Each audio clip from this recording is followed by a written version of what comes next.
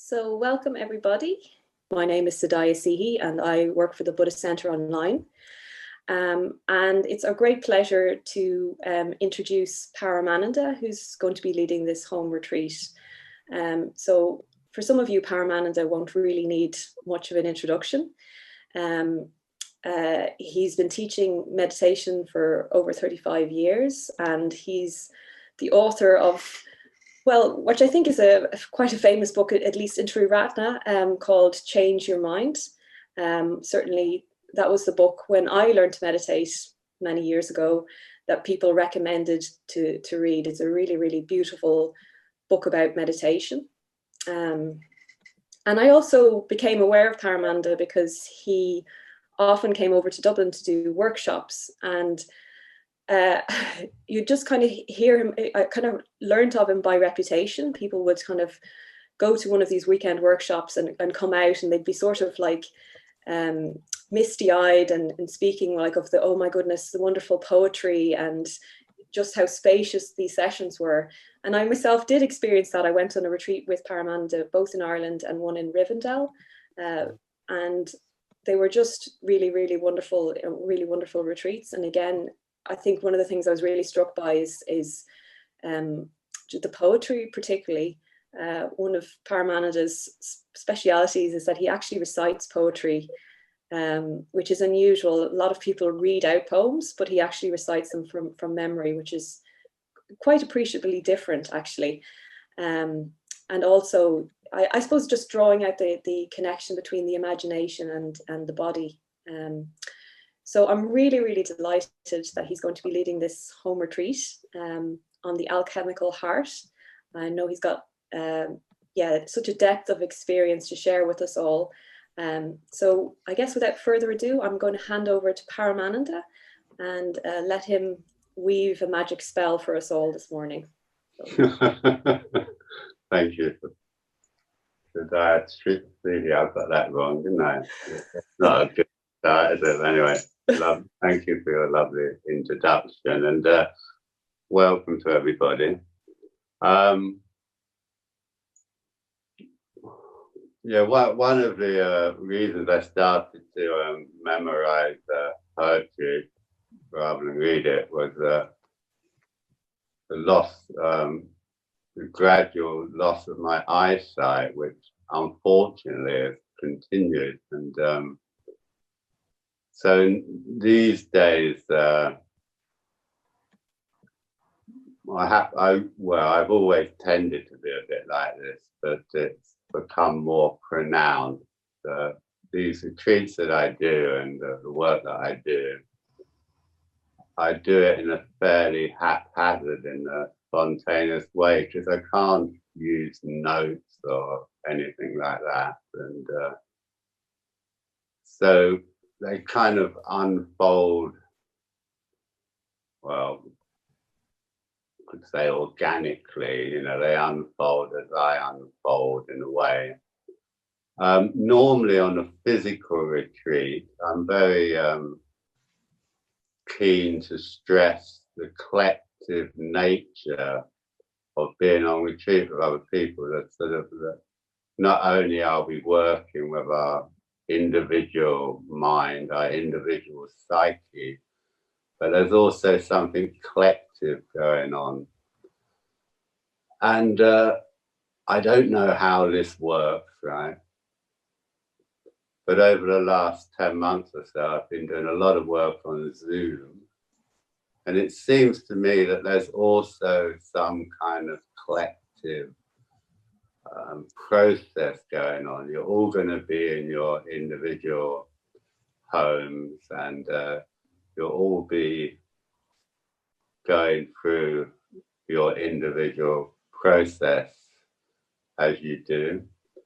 But also I'd like, perhaps right from the beginning, just to stress having an awareness of one another, and at least being open to the idea that possibly there's also some kind of collective psyche that can arise through the ether, as it were.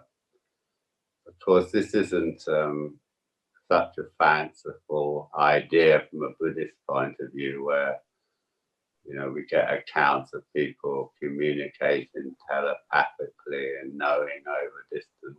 So we've had these sort of ideas for thousands of years as human beings, and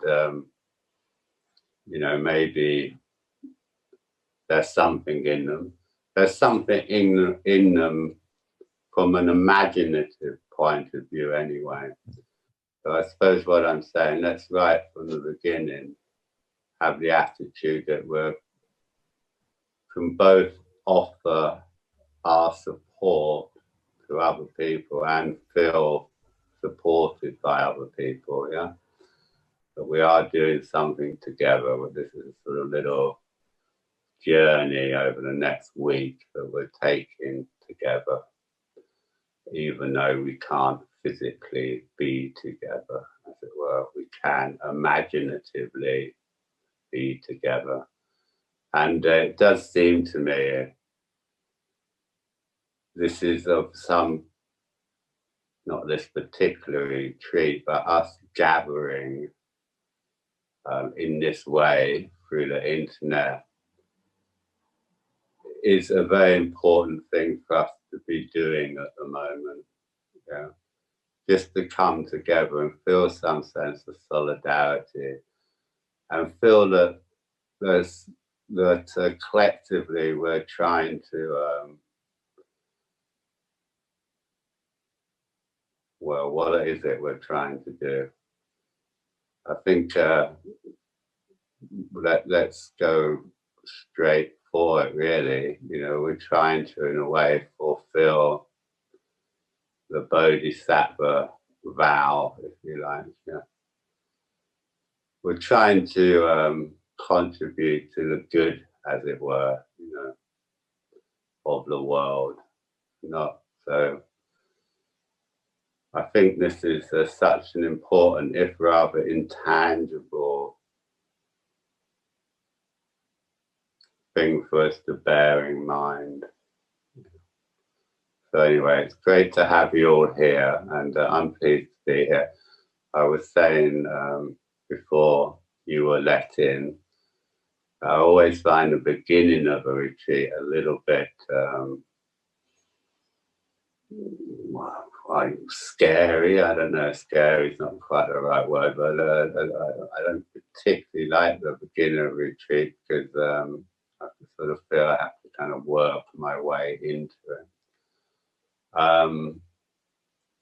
But nevertheless, I am delighted to be here with you, and hopefully it will all unfold in a reasonably coherent manner over the next few days.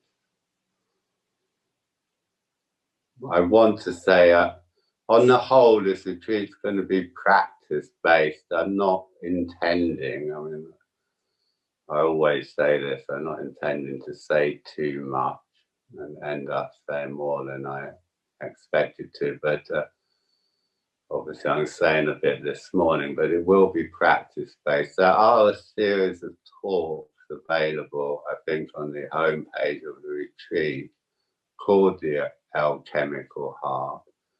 They were recordings that I made I don't know how long ago, 4 years ago, 5 years ago, I'm not sure, during a retreat of the same name that I did at Rivendell with Mandarava. And of course, to some extent, Mandarava was doing her extraordinary rituals in the evening, and some of what I said in those talks are a response to those ritual practices that we were doing in the evening, which of course we're not going to have on this particular retreat, because unfortunately, we don't have Mandarava with us. But nevertheless, though, if you want a bit more kind of information about alchemy, how it might relate to meditation, you might want to give some of those talks a listen, but it isn't necessary. If you haven't got the time or the inclination, don't worry about it. But it will give you a bit more background than I'll be able to give, given the structure of this retreat, which, as I say, I want primarily to be kind of experiential and practice-based. There will at some point be a chance for you to ask questions, and we might even at some point go into breakout groups. It's not clear to me at the moment whether that will happen. But we'll see. Okay. The Alchemical Heart. Maybe I will just say a little bit about the title of the retreat. My own interest in alchemy, well, it has various strands, some of which go back a long way, some of which actually go back before I was involved with Buddhism. Before I was involved with Buddhism, I was quite interested in Taoism or Taoism, however you want to pronounce it, primarily because for about 3 or 4 years I was a fairly serious student of Master Lam, who was a Tai Chi teacher, and he was also a Taoist practitioner. And I read and was quite interested in Taoism. And of course, Taoism,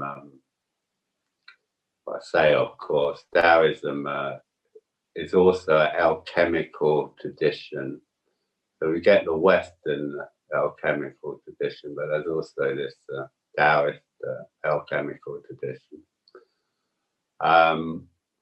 So that was probably my first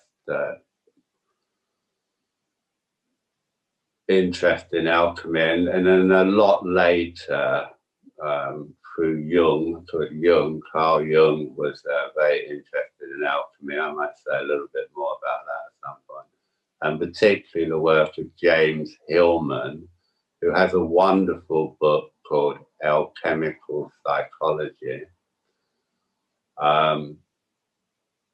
which is really a set of kind of essays. Each one is absolutely fantastic. So if you want to delve deeper into alchemy and its relationship with psychology, particularly in the Jungian tradition, you could have a look at that. Hillman is a bit Marmite, what we call Marmite. You know, you either love him or hate him, really, because well, anyway, I won't go into that. But anyway, so I've had this, and then when I suppose it's about 8 years ago now, I'm not sure, I completed a PhD, and part of that PhD was looking at what I call the wisdom tradition within the Western wisdom tradition, and comparing it to the Buddhist wisdom tradition. And in that, I also there was a chapter given over to Western alchemy.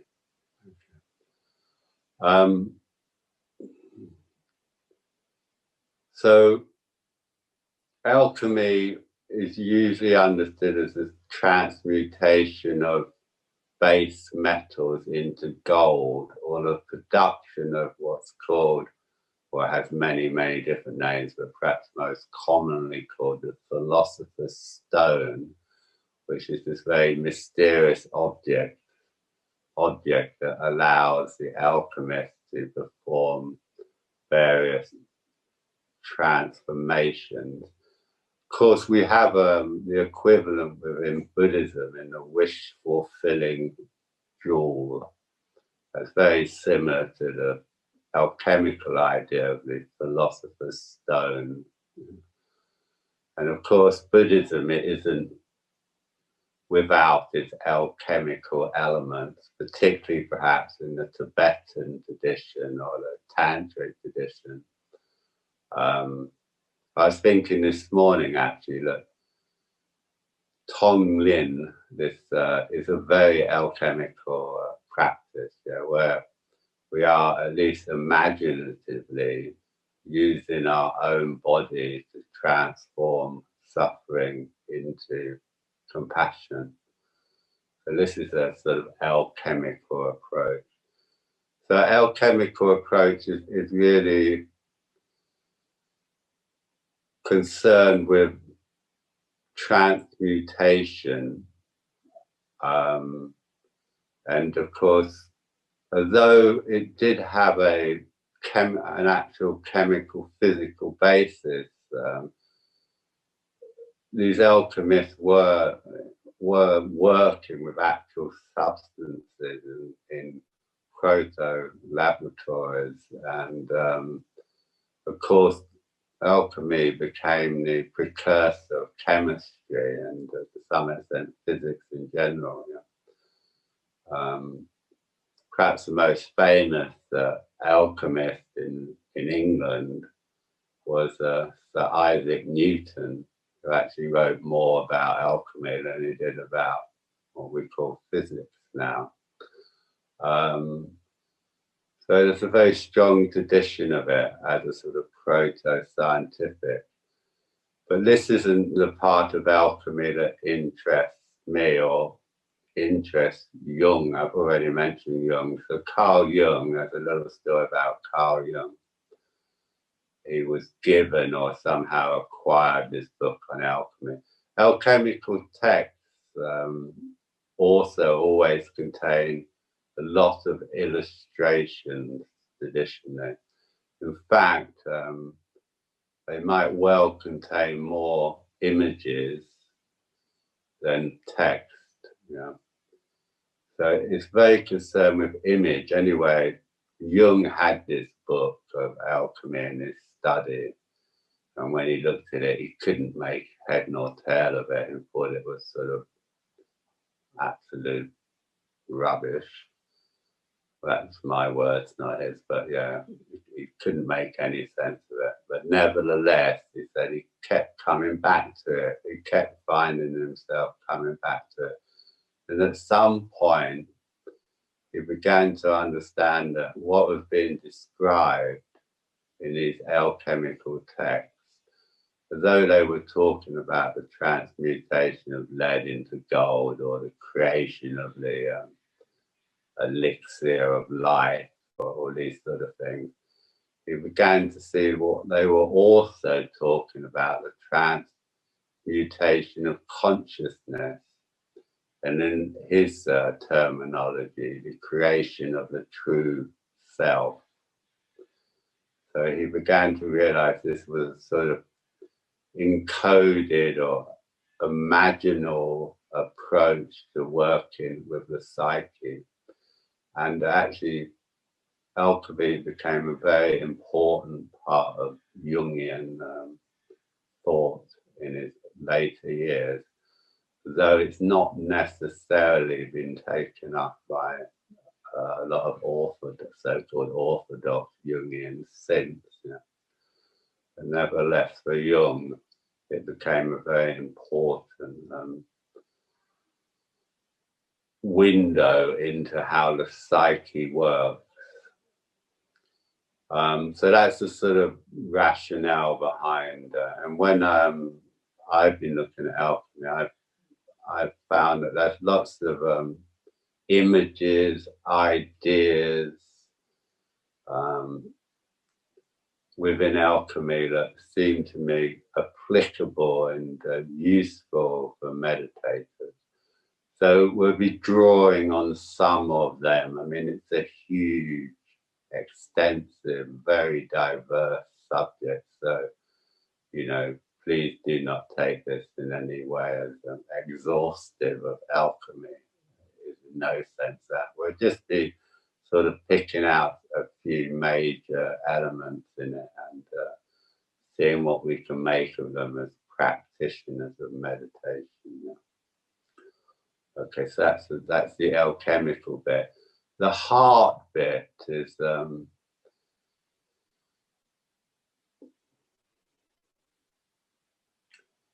Well, the heart is, of course, a vessel within our bodies, and on an imaginal level, I'm not talking about on a physiological level, although there's some very interesting things to say about the heart on a physiological level, which we might touch upon.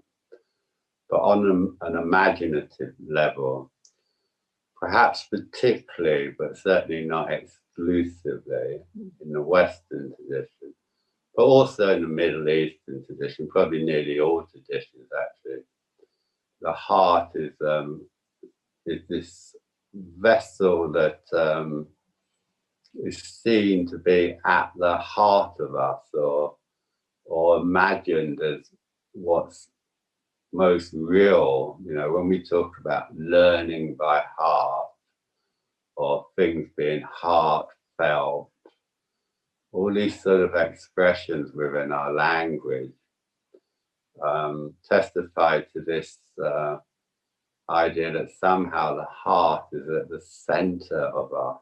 Yeah. And I've become more and more interested in the heart as a meditator.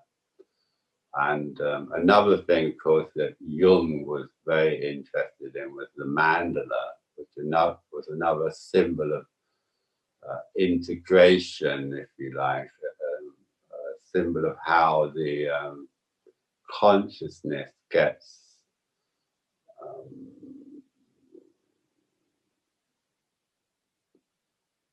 organized. I was looking constellated, that was the word I was looking for.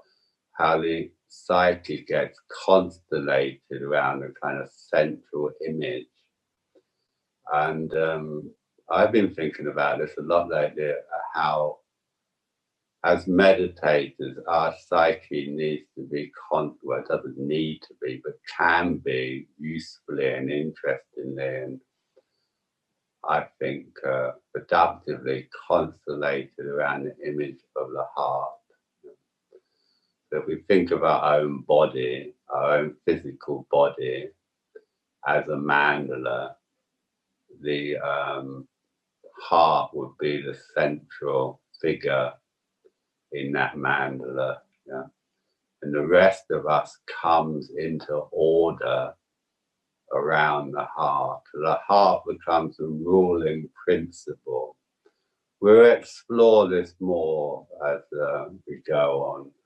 And of course, this is just the way of speaking. And I think this is quite an important, though difficult thing to convey right from the start. I'm not really interested in the factuality, if that's such a word.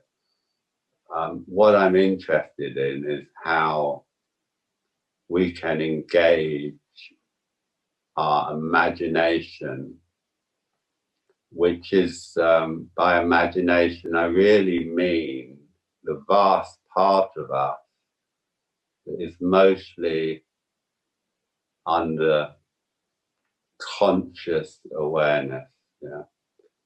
It's like our psyche can be likened to a kind of iceberg. There's this little bit of ego consciousness sticking out. And then there's this vast body of psyche, which is both personal, interpersonal, and perhaps even cosmic, has all these different levels to it. There's this vast body of psyche which we participate in, which is largely underwater, by which I mean we're not conscious of most of the time. And the imagination, and particularly the use of image in imagination, is the way that we make this body of psyche conscious, how it comes into consciousness. And there's something about the relationship between our ego consciousness and the main body of our psyche is what we're working with as practitioners of Buddhism and practitioners of meditation. This is really what we're working with. You know? And okay, so I'll be talking more about that as the week goes on, I'm sure. Okay, maybe that's enough of me babbling on it to start with, and we'll get on with a bit of practice in a moment. Alchemy, there's various different, as I said, there's many different formulations of alchemy. In the Western tradition, alchemy normally has 3 or 4 distinct stages, which are indicated or archetypally related to colors. The first stage is the nigrido, or the blackening. The second stage is the albedo, or the whitening. And the third stage is the rubedo, or reddening. So these are the 3 principal stages in which the psyche travels to come to completion. Yeah. And there's often, particularly in earlier alchemy, a 4th stage which sits between the albedo and the rubedo. I'm not quite sure how you pronounce it, but citronella, or the yellowing, sometimes called the peacock's fan, various other. Trouble with alchemy is that no 2 alchemists say the same thing, and there's all these different words they use for, anyway. So you've got 3 or 4 stages of this sort of process, which has a lot of similarities to our own Tree Ratner system of practice, actually. It has a lot of similarities in many ways. So it's just a different way of kind of imagining what process that we're involved in, insofar as we're involved in the cultivation of awareness and love. Yeah. It's all, in the end, everything we do really is about awareness and love, I think. This is what we're concerned with. So another reference to why the heart should be at the heart of our practice, because love should be at the heart of our practice. Yeah. Compassion, love needs to be, if we really want something to open in us, if we really want to feel at home and supported by the world, what needs to happen is an opening of the heart. And of course, this is also, we could equally call it an opening of the mind. But I'm resistant to that, because I think our understanding of mind has been so influenced by our understanding of kind of brain, and this sort of basic metaphor that most of us, whether consciously or unconsciously, are under the sway of these days. This idea of the sort of brain as a computer and the body as a kind of machine. So I'm kind of resistant. I want to use a language. This is why I'm interested in alchemy. This is why I'm interested in poetry. Is I want to find a language that opens us. Yeah. That opens our hearts and opens our imagination and opens our wonder, our awe, and the mystery of the world. So I believe I got involved. I'm banging on and on, aren't I? But anyway, it's the first day, so it's quite nice for me to say a bit, as it calms me down and also gives you a bit of a sense of where I'm coming from, which hopefully will be useful for you. I got involved with what was then the Western Buddhist order, because I understood what Sangharakshita was trying to do. was to find a language to talk about Buddhism, to practice Buddhism that made sense to the modern mind, made sense to us in post-industrial consumer society. And this is still the quest. This is still what I am personally engaged in. I'm personally engaged in trying to find a language of liberation, if you like.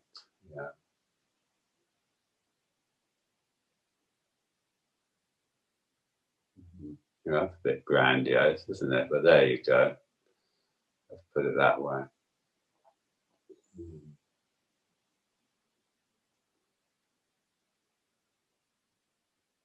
I find that Rumi, that very famous Rumi poem, coming to mind. Out beyond ideas of right doing and wrong doing, there is a field. I will meet you there. When the soul lays down in that grass,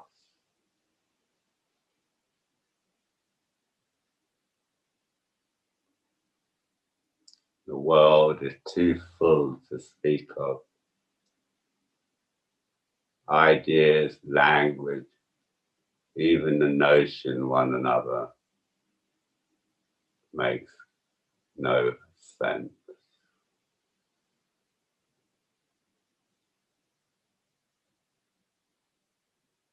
So that, I think what I'm interested in us doing is a re-enchantment of the world that we live in, because this needs to happen. This is urgently needs to happen. It needs to happen in us, that we once again engage with the kind of mystery of being itself, and we engage with the sacred nature of being outside of ourselves, because otherwise things are looking pretty bleak for the world, isn't it? And I think Buddhism and these other traditions have so much to offer us in this possibility of opening into the world through our hearts and our imagination and our intelligence. So anyway, we're coming together really just to, you're coming together. I don't know why you're here, but perhaps collectively, we can think of this as an act of solidarity to the world and to one another. Yeah.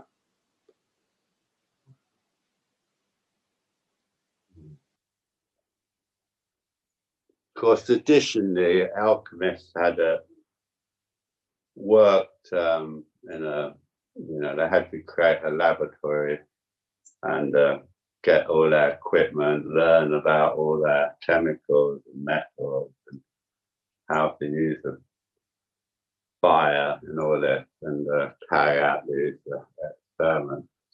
Of course, for us, that's our bodies, yeah.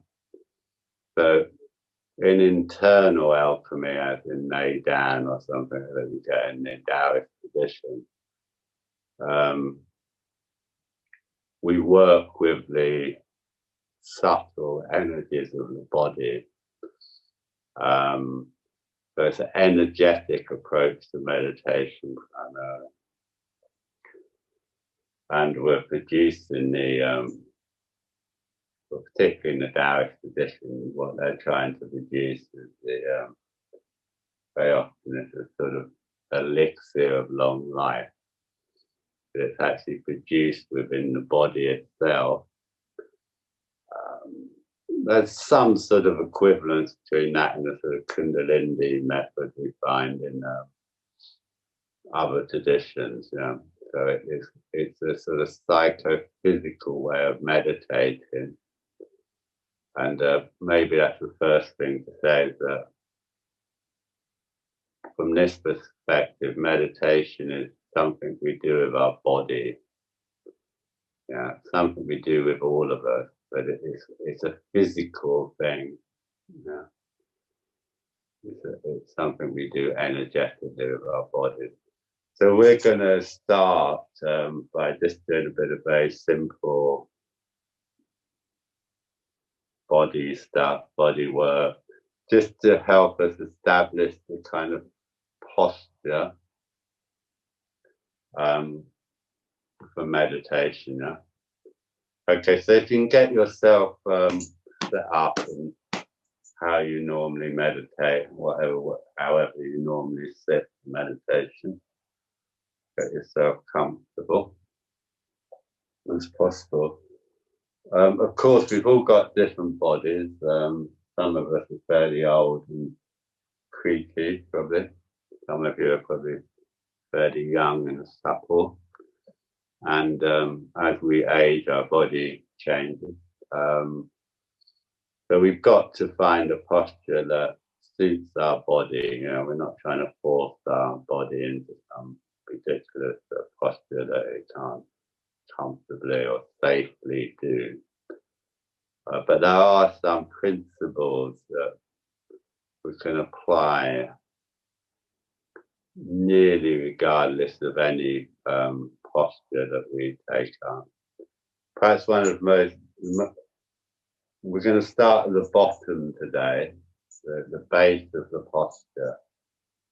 The base of the posture is very important because it's what gives stability to the whole enterprise. Naturally, however you're sitting, the knees, if possible, should be lower than the hips. But this also applies if you're sitting on a chair.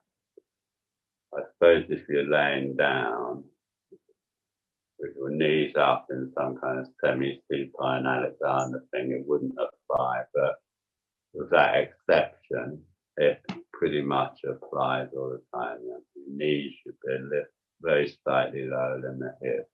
Yeah. I don't know why I'm picking on that, but anyway. We're just going to do a sort of simple body meditation, and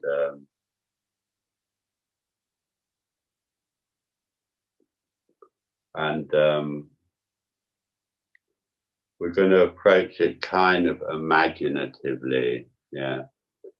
So although the body is a physical object, it's also a body of energy. It's also an imaginal body. And perhaps the imaginal body is the most important body, if you like. In Buddhism, we call this the Sambodhakaya, don't we? Somewhere between form and emptiness. It's the sort of energetic, sometimes it would be understood as a diamond body, a body of light, a rainbow body, body of the bodhisattvas. But we're working with that sort of subtle or energetic body, which also means working with the imagination. So we're going to approach posture from that point of view and see how we get on. So yeah, get yourself in your meditation posture. Let's take one or two slightly stronger breaths to begin with. So we're breathing in through the nose and breathing out through the mouth. And on the out breath, you might want to make a bit of a noise, some kind of sound.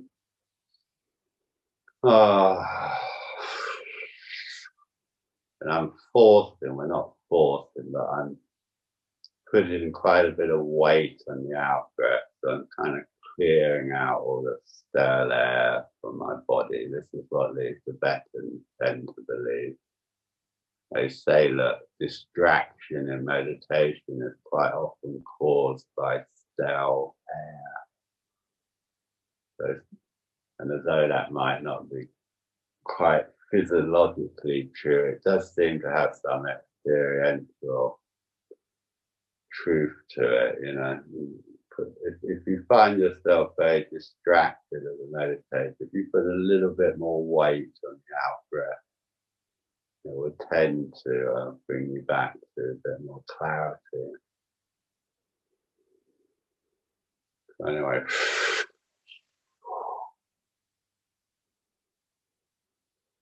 when you've done enough of your deep breathing, just let the breath settle.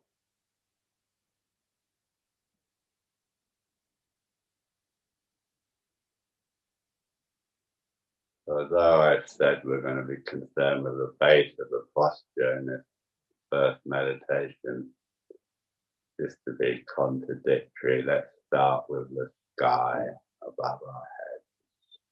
I don't know where you are in the world. If you're in the UK, it'll be morning. Maybe some of you are under a dark or a night sky. But anyway, let's just, well, before we come onto the sky, just have a sense of the distance between the crown of your head and the ceiling of the room you're sitting in. Just see if you can kind of sense the ceiling through the crown of your head, if that doesn't sound too esoteric. See if there's any response in the scalp, in your scalp, to what's above you, the space above your head. And then by extension, let's just go through the ceiling, through the house, and be aware of the sky above our head, whatever sort of sky it happens to be where you are.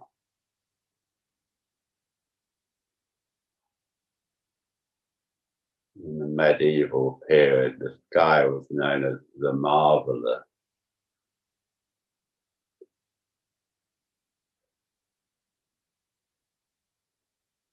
So we're sensing into the marvelous above our head.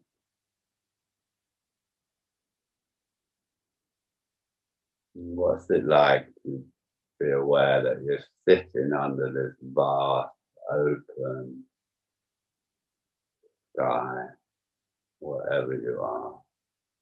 The sky's there. You don't have earth without sky. You don't have sky without earth. The two define one another. So let's start off by just being aware of the sky above our head.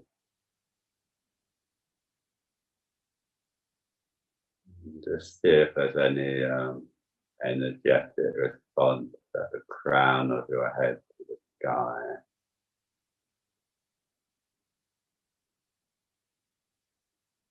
The fontaine teller, the part of our head that's still open when we're born. I like to imagine that the bone there at the crown of our head is still slightly translucent. And the light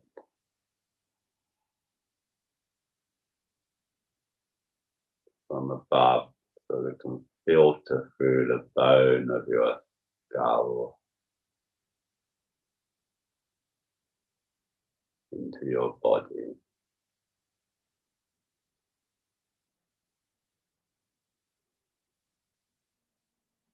On a physical level, we're imagining releasing the crown up towards the sky.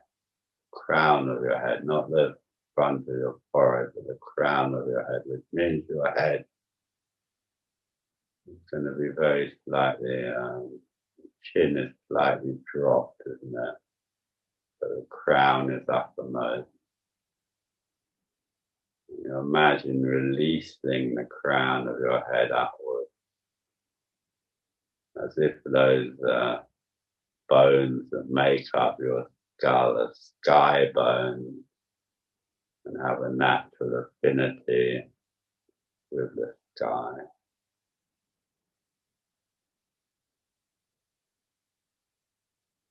All of this is just quite playful, yeah. You don't have to take any of it too seriously. I'm not giving you instructions, yeah. I'm just being suggestive, as it were, you know. I'm not giving you instructions to follow. What's happening in the crown of your head in response to the blue or grey or black sky above you, whatever above you. Let the face relax as you do this. Soften the face. So we're establishing some sense of the sky above us, and then we're going to drop down. I like imagining dropping down from the crown to your root, to the core of you. Anyway, we're going to drop down to the base of the posture now. And here we've got some quite strong sensations arising in our bodies through the contact, whatever contact we have with the chair or the cushion or the bench or whatever it is we're sitting on. Quite strong sensations in the buttocks, probably, in the parts of the legs that are in contact with the floor, etc. We're all probably very familiar with it. So let's just allow our awareness to be drawn down into the pelvic floor and the legs through the sensation of contact with the floor. So maybe on the ground floor, maybe you're higher up, or wherever you are, under the building you're sitting in, it's just the earth, isn't it? I say just the earth, the earth. And of course, this earth goes down below you thousands of miles.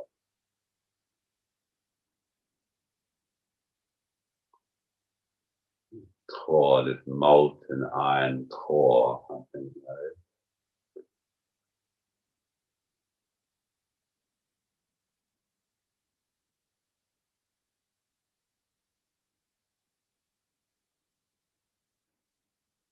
This earth, of course, spreads out around you into your local landscape, into your country, into your continent.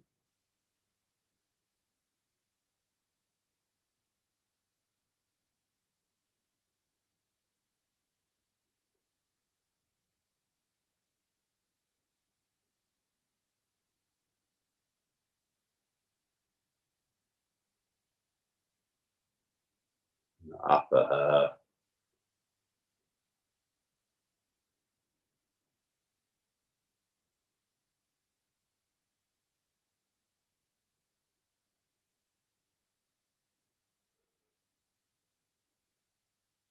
gives rise to life, that vegetative trees, grass, plants.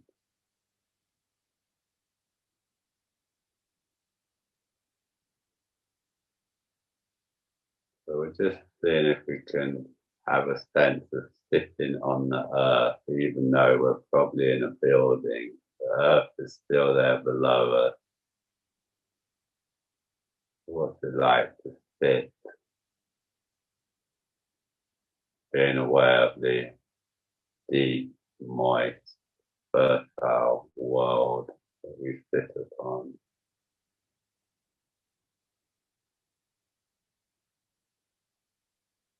So something fundamental is going on here that we're beginning to make the posture between earth and sky. The posture is being made continuously. between earth and sky. And we're trying to just allow our body, our sort of psychic body, to be activated by these fundamental sort of elements.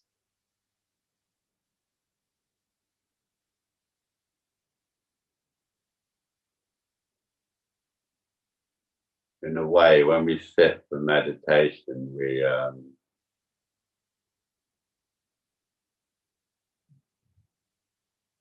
recapitulate, if that's the right word, not quite the right word, but we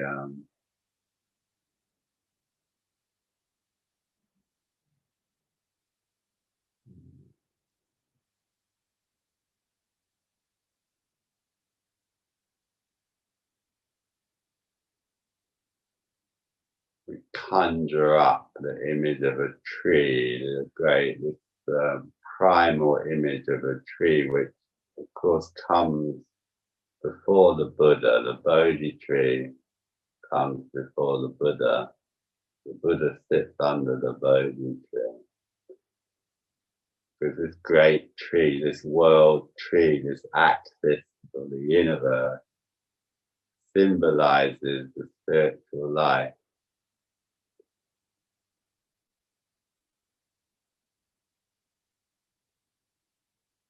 It simultaneously reaches down into the fertile, nourishing earth and spreads upwards into the light. It draws nourishment from below as well as from above. And actually, what the tree does and why the tree is such an important spiritual, alchemical, mystical symbol.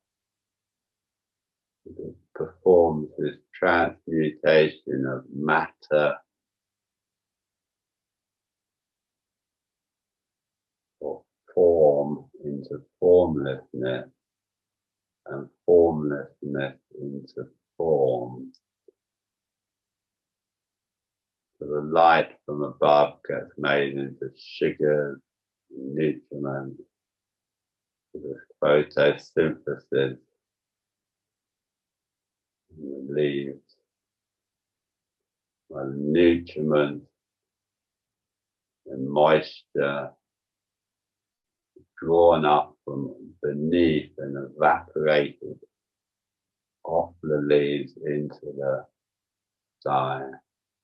So it draws down sky and it draws up earth. And this is what our postures, our meditation posture represents. The drawing up of the nourishment, the sacred earth, the sacred feminine, if you want to use that language, the divine feminine. The Tao, this is before the bifurcation into gender or anything like that. The Mother Earth and the Father Sky and the hermeneutic transformation of form into formlessness or emptiness and emptiness into form. As the tree symbolizes, so our posture becomes a mirror of the great Bodhi tree or the great world tree. And when we begin to sit in this way between sky and earth, we've taken our place in the world. This is our place in the world for now. Don't listen too carefully to what I'm saying yet. Just let it wash over you. Not instructional. So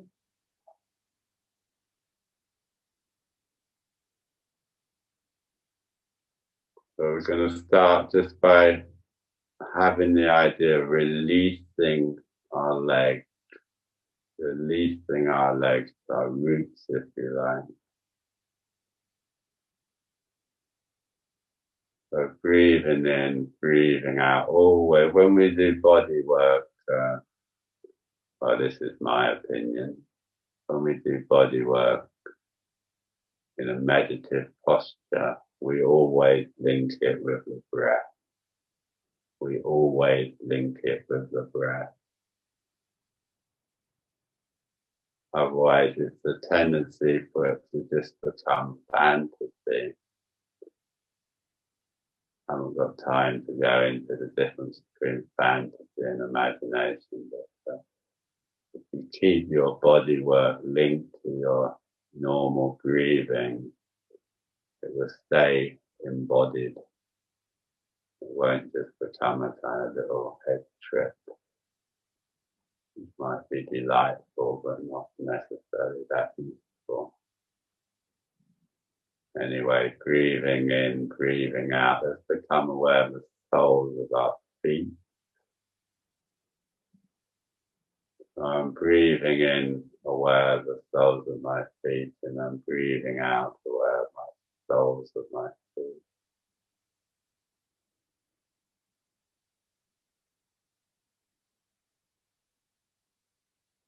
Aware of all the little bones make up the foot, the muscles, the toes, toenails.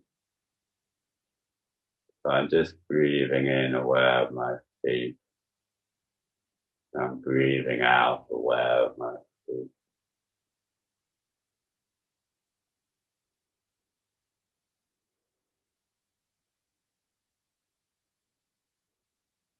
So when we're aware of any part of the body, all sorts of different things might happen because our body is a vessel of our psyche.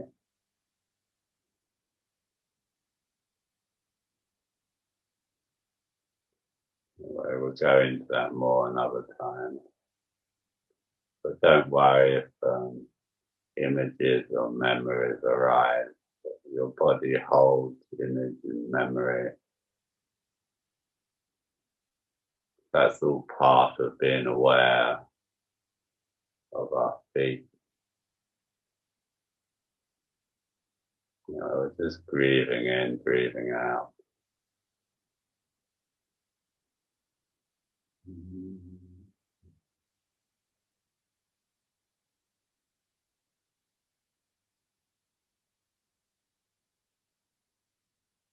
Experience enough feet.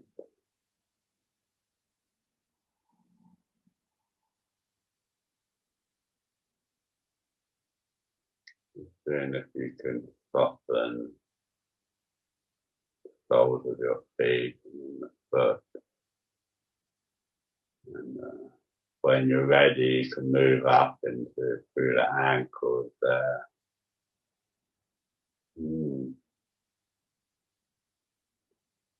Into the lower leg. Elegant shin bone.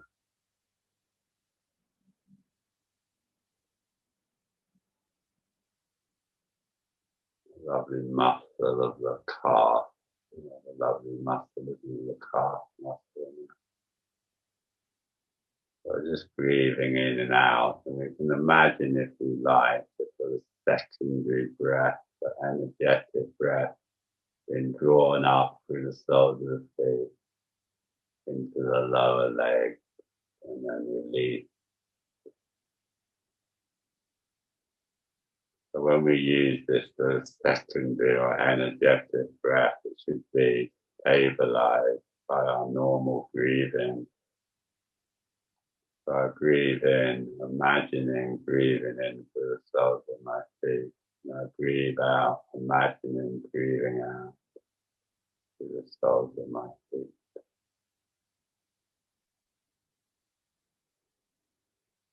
So just trying to let awareness kind of fill up the feet and the lower legs. And make some pull in the knees. The knees are a very interesting part of the body, aren't they? The knees, metaphorically, very connected with the spiritual life. The bending of the knees, the surrender.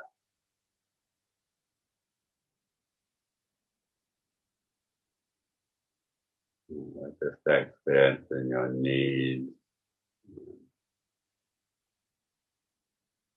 lower legs and your feet. As you breathe in and as you breathe out, what do they feel like? Do they feel the same on the in-breath as the out-breath? Probably not. Does the right leg feel the same as the left leg? Probably not.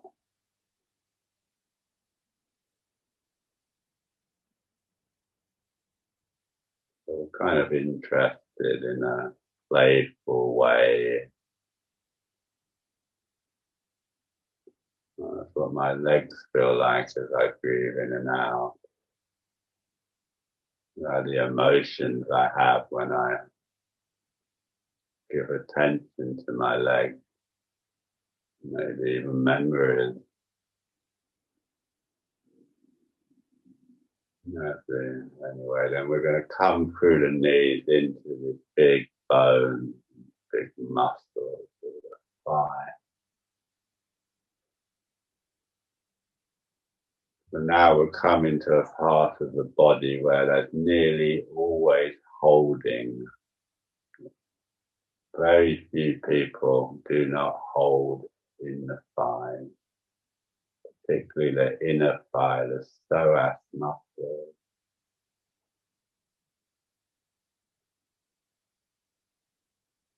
These muscles seem to be very important and involved in our basic fight, flight mechanism. Seems to be triggered with the psoas muscles there in the inner thigh, and so therefore there's nearly always some kind of holding going on in the thigh. The stability of the posture, more than anything, is achieved by relaxing the thighs and by extending the buttocks. So get some breath into the upper leg.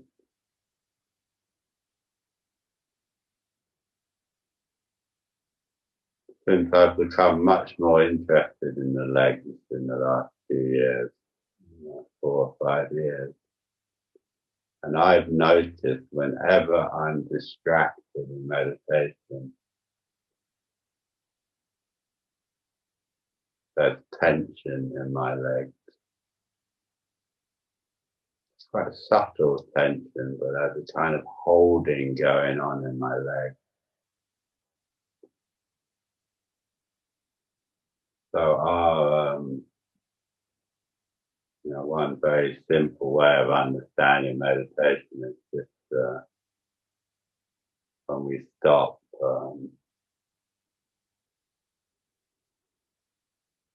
moving towards or moving away, when we stop hatred and craving, and on the physiological level, on the energetic level, hatred and craving manifest in your legs. So this is an alchemical sort of way of working meditatively. You start to notice how the energetic patterns that underlie our feelings and our thoughts can be found in the vessel of the body. So anyway, don't worry about any of that. Breathing in and out, just have the idea of letting go in your thighs and your buttock. What would it be like not to hold on to it? What would it be like to completely release the legs, to trust the earth below you to hold you up, to trust the moment, the experience that you're having, rather than needing to move towards a different experience or away from the experience that you're having. Breathing in, breathing out. So we're breathing the whole of the legs now. And beginning tentatively to move into the pelvic floor as we breathe in and out.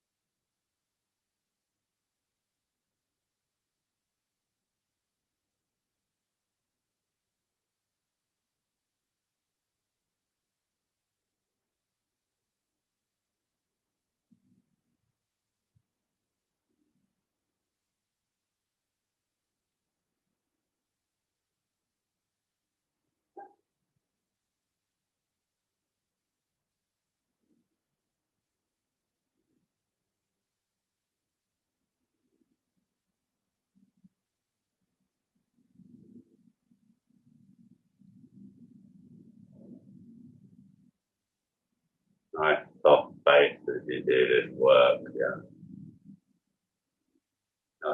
Not trying too hard.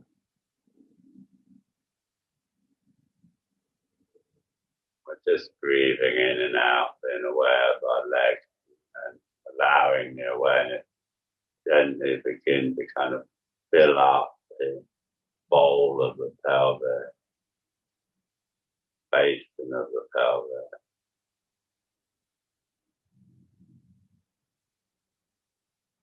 With the simple idea of letting go in the lower body, letting go, not holding on. All that holding on, there's a lot of holding on going on.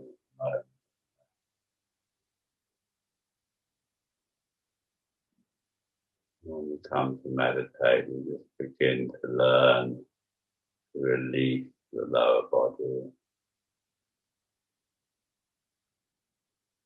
Allow ourselves to root down into the world as we are, energetically speaking. Take our place.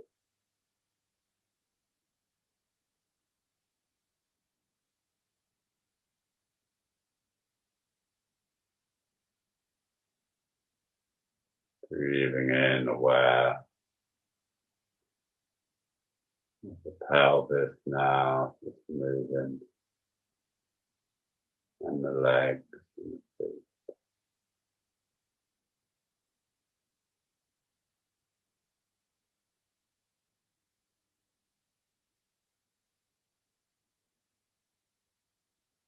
Sky still above your head, still attracting the crown up as you begin to release the pelvis, drop the pelvis down as if those bones of the pelvis have an affinity with the earth. Just releasing them bones down, releasing the head out.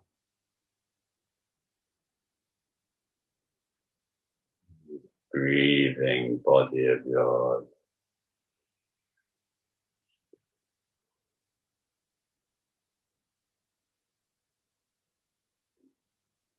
Soft face.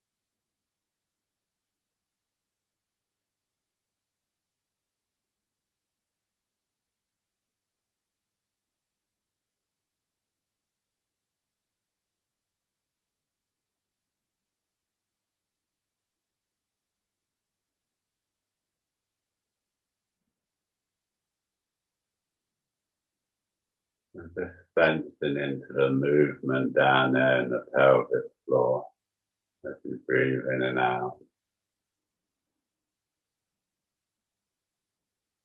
Sometimes referred to as a pelvic diaphragm. There's a bit of movement as you breathe in and out around the kind of anus, perineum there.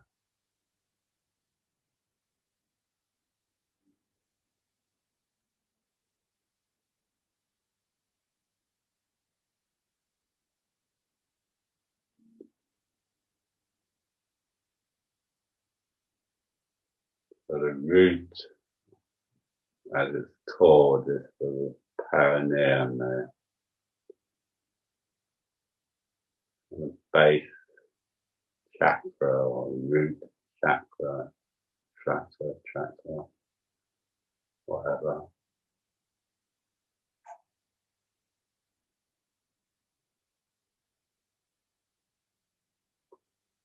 So it represents our basic connection with the world. So many of us don't really feel that at home in the world, do we? And that's usually because something's done a bit odd down there.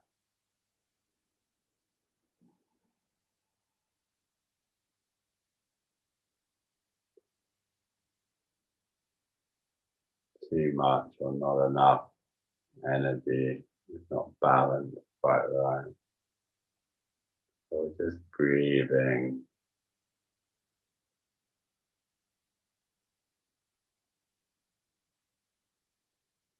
And if we can just imagine a nice, strong, energetic connection with the earth under us. So we can let go of what we don't need. And maybe we can draw out what we do need through the root.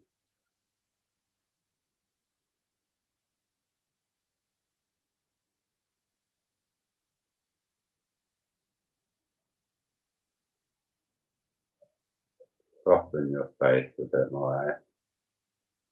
And,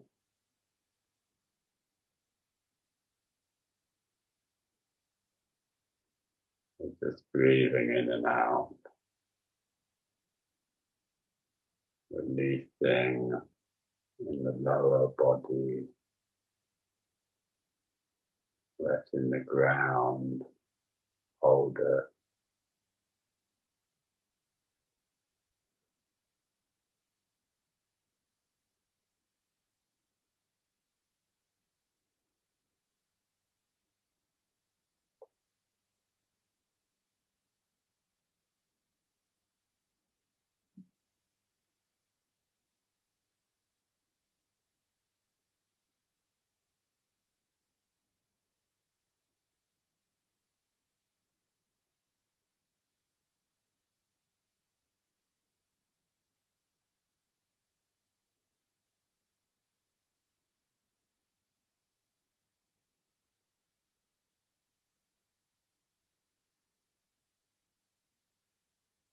Breathing in, experiencing your pelvis, your legs. Breathing out, experiencing your pelvis and your legs.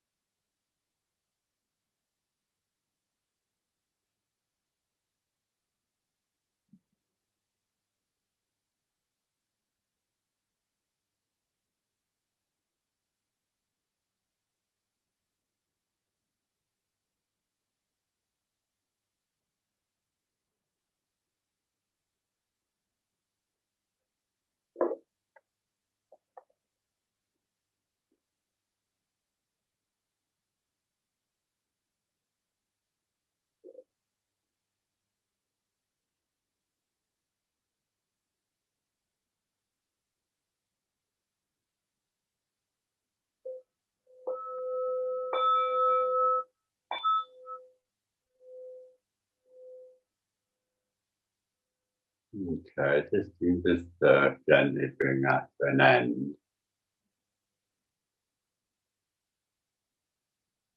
I've messed up really. I should have said this before we started any of this, but we're going to lay down now. We're going to do quite a bit of laying down during this week. I'll say more about it later. Enough to say that resting is relaxing, resting is an essential part of what we are doing. So, I'm sorry, I should have warned you. So, take a minute or whatever it takes just to get, you need something to lay on, a blanket or whatever. Make sure you've got something to keep you warm. So, just get that organized. I should have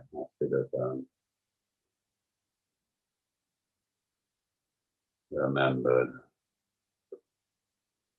I didn't.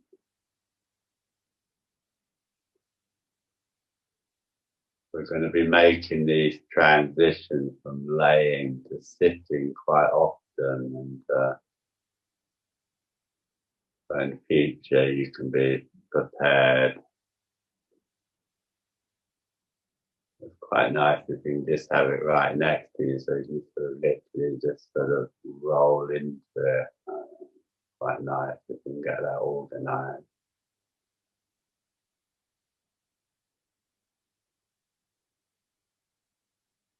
So this is, I don't want you to, what I would like you to do is adopt a fetal position. Okay. This, what we're doing here, we're not trying to maintain awareness. I'll repeat that. We are not trying to maintain awareness, quite the opposite. We're just trying to fully let go. And in particular, we're interested in fully letting go of our kind of small mind or our ego consciousness. So this is in particular letting go of the head, perhaps.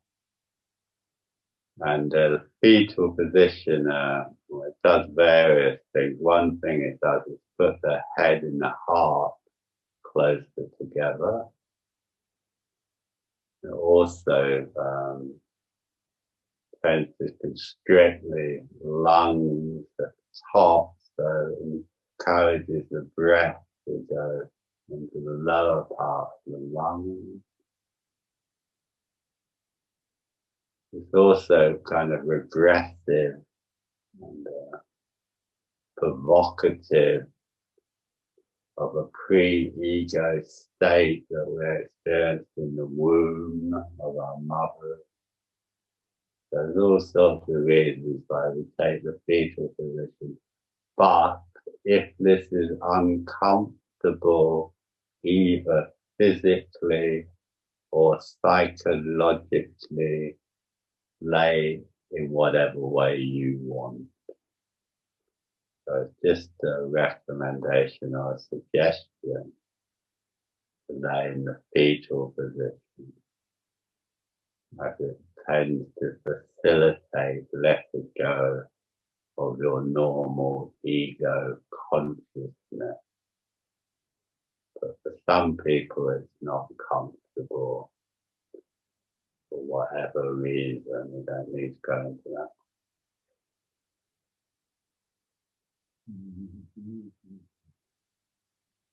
So you're just going into resting, letting go, and to might have to introduce this right from the first session there. We won't be doing it very long today. We haven't got that much time. But I've rabbited on too much, but we'll be doing this accompanied often by a little bit of drumming.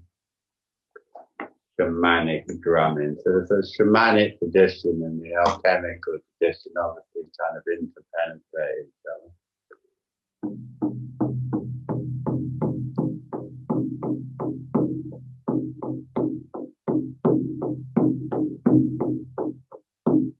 So you're just trying to relax. It's fine if you go to sleep.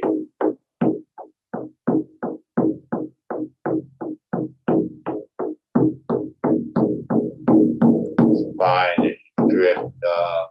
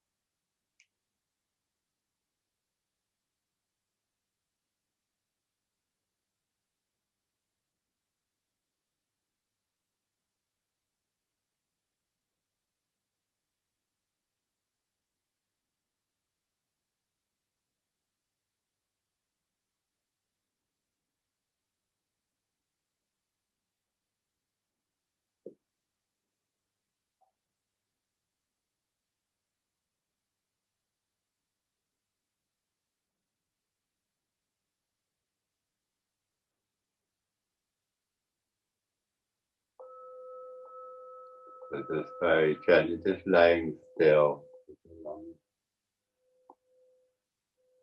Just kind of gathering yourself. Use the breath to gather yourself to the heart. Release from the heart. Before you move, maybe just remember anything that went on while you were laying down. And then when you're ready, so you haven't got much time this morning.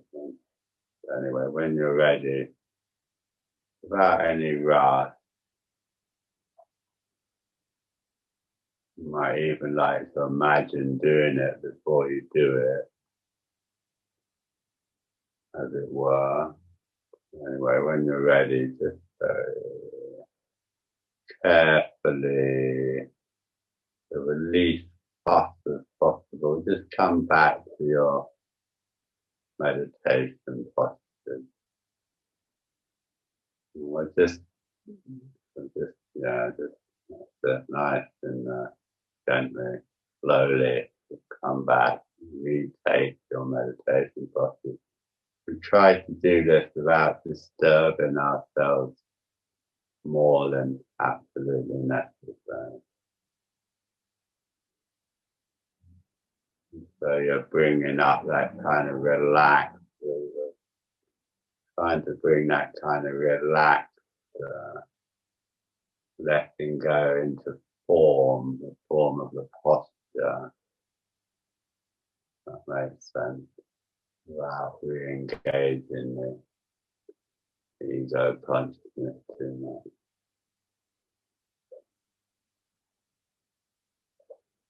So we just have we're going to have we haven't things to settle down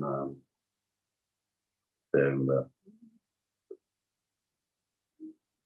we're just going to have a very short, just sitting meditation, at the end of which I'll ring a bell, and that will be the end of the session. So we can just leave quietly this time. So after you hear the bell, you can either sit on or just that'll mark the end of the session. Yeah, and we won't say goodbye in case people are sitting on. So just re-establishing your posture, and then just sitting with what's there. Maybe about 10 minutes or so.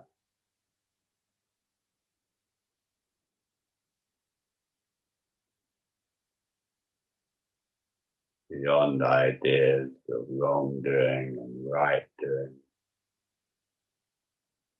there is a field. I will meet you there. When the soul lays down in that grass, the world is too full to speak of. Ideas, language, even the notion one another makes no sense.